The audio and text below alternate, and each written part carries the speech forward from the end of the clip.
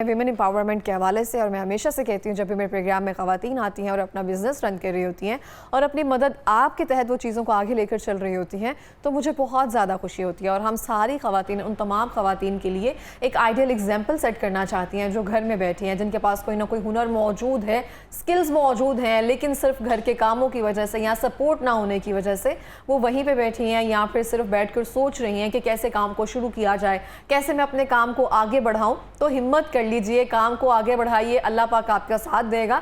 तो जब अल्लाह पाक लोगों के दिलों में डालता है ना, तो सपोर्ट आपके पास हर तरह से हर किसी की आना शुरू हो जाती है। तो इसी के साथ ही हमारे पास जो एक एग्जाम्पल मौजूद हैं वो हैं, हमें ज्वाइन किया है सायरा सजाद साहिबा में, जो कि मकरामे एक्सपर्ट और आर्टिस्ट हैं। अस्सलाम वालेकुम। अस्सलाम वालेकुम। कैसी हैं आप? अल्हम्दुलिल्लाह। बहुत शुक्रिया प्रोग्राम में आने के लिए, बहुत अच्छी लग रही हैं आप। Thank you so much. अच्छा सायरा जी, मैं आपसे जानना चाहती हूँ कि मकरामे, ये आप देख सकते हैं, पहले मुझे लगता है कि कैमरास जो है ना, इन जो मकरामे के इनके आर्टिस्टिक जो हैं उन पे दोहराया जाए कैमरा, इतना खूबसूरत काम किया गया हुआ है। तो मैं आपसे जानना चाहती हूँ इसमें और क्रोशिया में क्या फ़र्क है? मुझे ऑलमोस्ट सेम लग रहा है। अच्छा, यही क्वेश्चन बहुत सारे लोग इसको क्रोशे से कंफ्यूज कर देते हैं। इसमें बेसिकली यही डिफरेंस है कि क्रोशे जो है वो एक टूल से होता है और वो नॉर्मली वूल यूज़ होती है इसमें, जबकि इसके लिए जो है वो मटेरियल कस्टमाइज़ होता है, स्पेशल किस्म की कॉर्ड होती है जो कि मैं ख़ुद कस्टमाइज़ करवाती हूँ, और ये सारा नॉट्स से जो है वो चीज़ें क्रिएट होती हैं। उसको गिरा लगा के जैसे? हाँ जी, गिरा, बिल्कुल। ये डिफरेंट टेक्निक्स ऑफ नॉट्स हैं, ऊपर नीचे करके आप डोरी को जो है वो ये डिज़ाइन क्रिएट करते हैं, जो भी होती है क्रिएशन। तो ये सारी नॉट्स हैं, इसमें कोई टूल नहीं यूज़ होता। जैसे हम क्रोशिया में नॉर्मली वो हुक सा होता है, हाथ की सफाई है सारी आपकी। इसमें सारी हाथ की सफाई। तो मुझे बताएंगी कब शुरू किया था ये सिलसिला आपने? बचपन से घर में कोई करता था? घर में बड़ी बहनों को देखा उस वक्त। बेसिक नॉट्स जो हैं वो बचपन में हमने, क्योंकि मेरा ख्याल आप हम सब ने देखे होंगे वो प्लांट हैंगर्स अपने घरों में कॉर्नर्स में, जिसमें गमले वगैरह रखे होते थे हमारी मदर्स ने। तो वो उस बेसिकली ये उसी की एक नया वर्जन है, समझ लें आप, क्योंकि इसमें मतलब इसमें नई वेरिएशन ले हैं।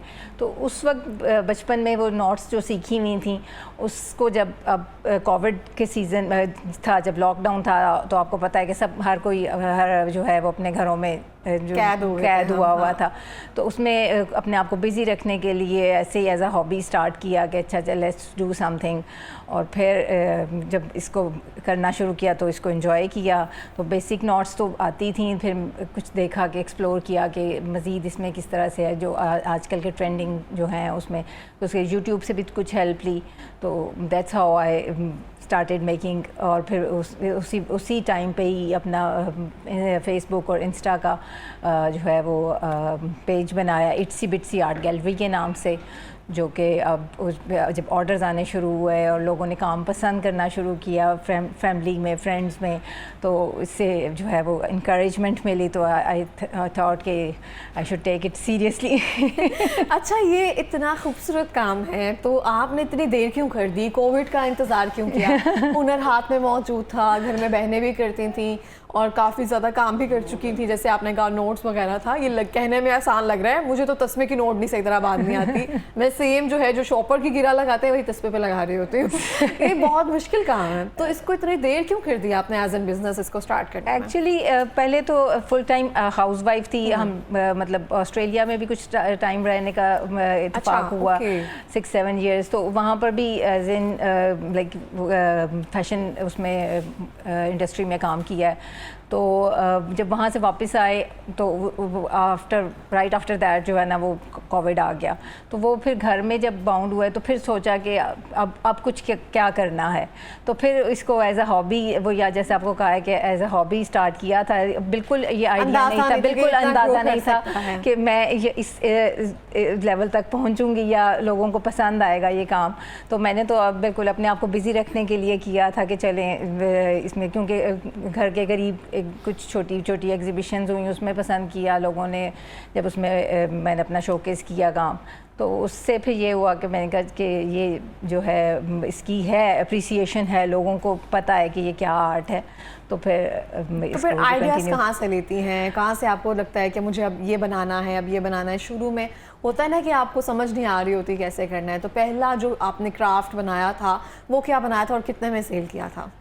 वो तो नॉर्मल एक प्लांट हैंगर ही था, क्योंकि उस वक्त मैं बिल्कुल ट्रायल बेसिस पे कर रही थी काम, लेकिन उसके बाद कुछ मैंने जो बनाए थे बिल्कुल इनिशियल सबसे बड़ी मैंने अपना जो वो बनाया था उस वक्त का, वो मैंने कोविड जब आई वाज हैविंग कोविड, तो उस वक्त मैंने उठती थी और जो है ना जब मैं थक जाती थी लेटे लेटे, तो फिर मैं उठकर जो है ना कुछ नोट्स लगा ली और फिर लेट गए, ये वाला सीन था। तो वो उस वक्त एक मैंने बड़ा मतलब प्रोजेक्ट आर्टिकल बनाया था जो कि मैंने जस्ट फॉर मतलब अपने लिए, अपने आप को रिलैक्स करने के लिए जो है वो स्टार्ट किया था। और बाकी ये है कि वो प्लांट हैंगर्स पहला मेरा बेसिक बिल्कुल प्लांट हैंगर्स का ही ऑर्डर था जो कि शायद हार्डली 1500 या 2000 का सेल हुआ होगा। Oh my God. और वो बात कहाँ से माशाल्लाह कहाँ तक चली गई, बहुत बड़ी बात है। मुझे आप बताएंगे ये जो आपने जाड़ के ऊपर इसको बहुत खूबसूरत तरीके से चढ़ाया हुआ है, हम देखते हैं ना बच्चे जब बॉटल में दूध पीते हैं तो माएँ उसको थोड़ा सा ढाम देती हैं, लपेट देती है कि नज़र ना लग जाए समथिंग, कोई ऐसी चीज़ होती है वो बहुत खूबसूरत लग रही होती है कवर के साथ, तो इसको आप दिखाएंगी हमें? जी बिल्कुल। ये इस नोट्स के नाम भी होते हैं कोई टाइप? ये डिफरेंट नॉट्स हैं। हाँ जी बिल्कुल। ये स्क्वायर नॉट है, हाफ इंच नॉट है, स्पाइरल नॉट्स हैं।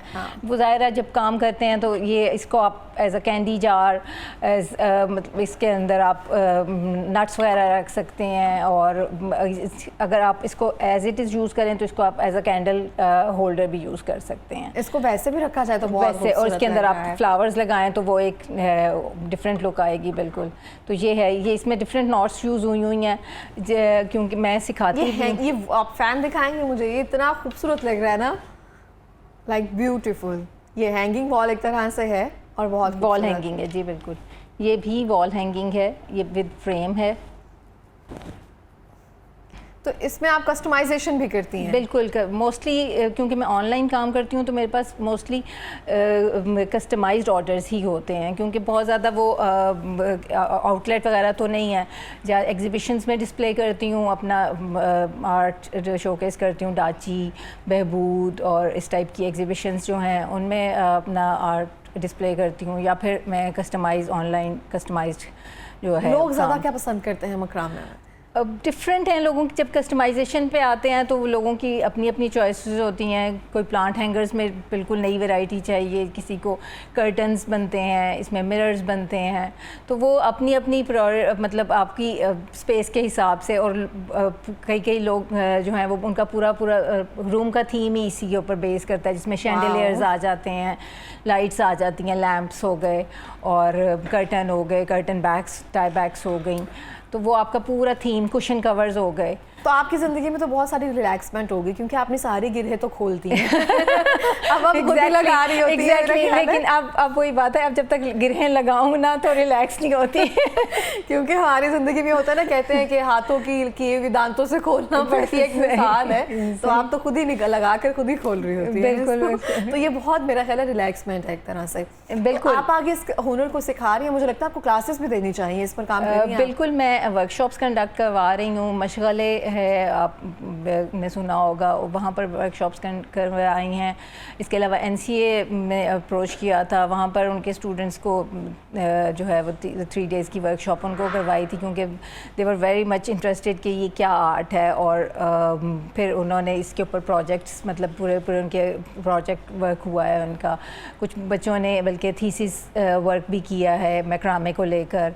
उसमें भी इंस्पिरेशन उसमें ये है कि आपके वो पूरे ड्रेसेस डिज़ाइन करवाए हैं और इस टाइप की रग्स डिज़ाइन करवाई हैं। तो वो आप ज़ाहिर है बच्चों को इस चीज़ का, मतलब स्टूडेंट्स को पता है कि ये क्या चीज़ है, या उनको समझ आ रही है कि हैंडीक्राफ्ट, तो वो इसको सीखना भी चाह रहे हैं।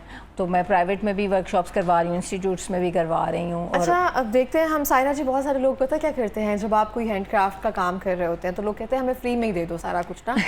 तो ऐसे होता है ना अक्सर। तो आपको लगता है कि शायद हमारे आर्ट की कभी कदर नहीं है, या प्राइजेस में बहुत सारे लोग तंग कर रहे होते हैं? हाँ, इतना महंगा क्यों बना रही हैं आप, इतना महंगा क्यों सेल कर रही हैं? बिल्कुल। तो स्टार्टिंग में तो ये प्रॉब्लम ज़्यादा आई होगी। अब आप कहते हैं कि जिसने लेना है वो ले लेगा, आप जिसने नहीं खरीदना वो नहीं खरीदेगा। एग्जैक्टली, बिल्कुल यही होता है कि शुरू में ज़ाहिर है हमें भी होता होता है कि मतलब हमारा काम लोगों तक पहुंचे। पहुंचे। और मुझे मेरी ये कोशिश होती है कि जो अप्रोच करता है अगर थोड़ा सा मुझे मतलब वो भी होता है कि अगर वो उनमें सेंस है इस चीज़ को अप्रिशिएट करने की तो दे शुड हैव इट। तो फिर मैं थोड़ा सा उसमें भी कॉम्प्रोमाइज़ थोड़ा बहुत कर लेती थी। लेकिन अब मुझे ये पता है कि अब लोगों को पता है कि काम है और हाथ का काम है, हैंडीक्राफ्ट है, बहुत ज़्यादा मेहनत इन्वॉल्व है, डेज ऑफ वर्क है एक एक प्रोजेक्ट आर्टिकल के लिए।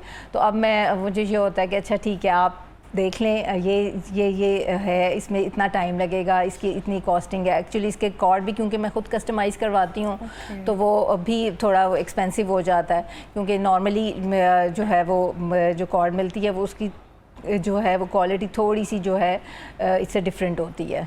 तो वो फिर मुझे क्योंकि शुरू से मैंने इसी कॉर्ड से काम किया है तो मुझे फिर इसी से ही काम करने में मज़ा आता है और मुझे इसी में ही इस लुक अच्छी लगती है। सही हो गया। अच्छा, बहुत सारे लोग ऐसे भी हैं जो इसमें क्वालिटी का भी डिफरेंस होता है क्योंकि सेम चीज़ें जो है मार्केट में जब आती हैं तो रेप्लिकास या उससे थोड़ी सी निचली क्वालिटी जो है वो भी यूज़ करके प्राइस का डिफ्रेंशिएट कर देते हैं। वो उसमें ये होता है कि ऑब्वियसली एक तो नीटनेस पे डिपेंड करता है। अब जो बिगिनर्स हैं उनके हाथ की नीटनेस और जो हैं एक्सपर्ट्स हैं उनके हाथ की नीटनेस का डिफरेंस आ जाता है। दूसरा ये कि बहुत सारे लोग अपनी मेहनत का मार्जिन छोड़ देते हैं। वो सिर्फ ये देखते हैं कि मतलब हमारी जो है वो प्राइस निकल आए, मटेरियल की कॉस्ट निकल पूरी हो जाए तो हम अपनी हर बिजनेस तो वो उस हिसाब से जो है ना वो उसमें आ जाता है कि कुछ लोग कम प्राइस पे भी काम करने पर तैयार हो जाते हैं। लेकिन वो यही है कि फिर आपको कहीं ना कहीं कॉम्प्रोमाइज़ करना पड़ता है। अगर प्राइस आप कम दे रहे हैं तो जाहिर है क्वालिटी में कहीं ना कहीं डिफरेंस होगा। सही हो गया। लास्ट में कोई ख़वातीन को पैगाम देना चाहेंगी? ख़वातीन को पैगाम यही है कि नेवर गिव अप, क्योंकि अगर आप किसी स्टेज पर किसी जगह पर भी आप थोड़ा सा भी उससे थोड़ा सा उस लेवल से आगे आ गए हैं जहाँ पर आपने शुरू किया था तो इससे जो है वो मेरा ख्याल है कि अब you should feel proud of you कि आप वहाँ से आगे आए हैं और आप दूसरों के लिए एक एग्जांपल सेट कर रहे हैं। तो consistency is the key to success. तो आप कंसिस्टेंट रहें, आप जिस लेवल पर भी कर रहे हैं काम उसको गिव अप ना करें। कभी ये ना कहें कि भी मुझे इसकी अप्रिसिएशन नहीं मिल रही या मुझे इसका रिटर्न या रिवॉर्ड नहीं मिल रहा तो मुझे इसको गिव अप कर देना चाहिए, क्योंकि एट द एंड कहीं ना कहीं जाकर आपको उसका रिवॉर्ड ज़रूर मिलता है। बिल्कुल इस तरह से है। आप जो अपना पेज है या उसकी वेबसाइट है उसका बता सकेंगे जहाँ से लोग ख़रीद सकें? हाँ जी बिल्कुल, मेरे पेज का नाम इट्सी बिट्सी आर्ट गैलरी है और इंस्टा पर भी और फेसबुक पर भी इसी नाम से ही है। और मैं मोस्टली जो है वो कस्टमाइज़ काम करती हूँ आपके रिक्वायरमेंट्स के accordingly, size, colour, everything can be customized. और वर्कशॉप्स भी करवाती हूँ डिफरेंट इंस्टीट्यूट्स में भी, और उसमें भी अगर आपको सीखना चाह रहे हैं क्योंकि ये आर्ट जो है वो अब काफ़ी मतलब बिल्कुल ख़त्म हो गया था, अब दोबारा से रिवाइव हो रहा है। तो अगर आप सीखना चाह रहे हैं तो उसके लिए आप उसमें कांटेक्ट कर सकते हैं मुझसे। बिल्कुल इस तरह से। बहुत बहुत शुक्रिया आपका प्रोग्राम में आने के लिए, बहुत अच्छा लगा आपसे मिलकर, बहुत सारी बेस्ट विशेस आपके लिए। Thank you so much, it was nice. In the end मैं नईमा आपा का और एराज भाई का शुक्रिया अदा करना चाहूँगी for giving me this opportunity. Thank you.